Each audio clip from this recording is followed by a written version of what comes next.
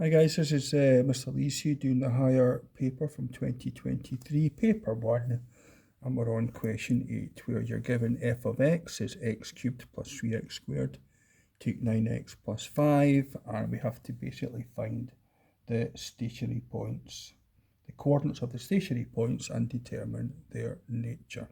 Okay, so stationary points occur when f dash x is 0. So we have 3x squared plus 6x take 9. Yep, there we have it there. Set it equal to 0.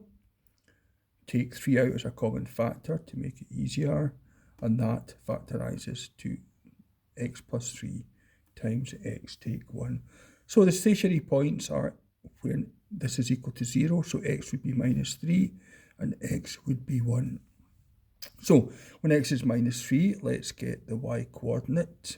So we put it through this function here. Minus 3 cubed, take 3 times minus 3 squared, take 9 times minus 3. Little bit of working out, that gives you 32.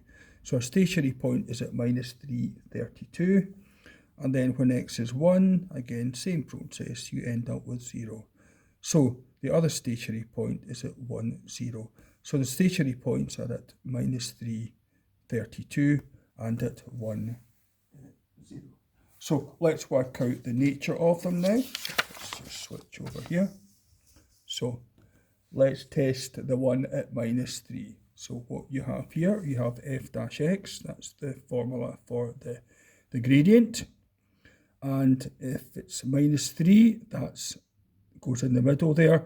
And we test the gradient on the left hand and the right hand side. So when x is minus 3, we end up with a positive gradient. And when x is minus 4, I should say, we end up with a positive gradient, just putting it through there.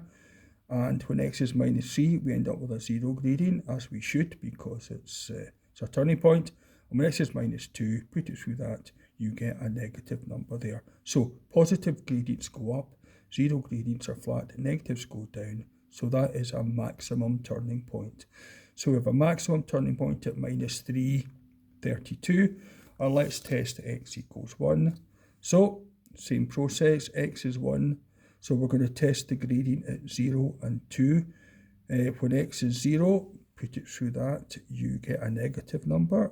So that's a negative gradient. When x is 1, you end up with 0, of course. And when x is 2, you end up with, 3 times 5 times 1. Yep, still positive. There we have it there. And so that's it there. So that is a minimum turning point. So we have a minimum stationary point at 1, 0. And that's it done.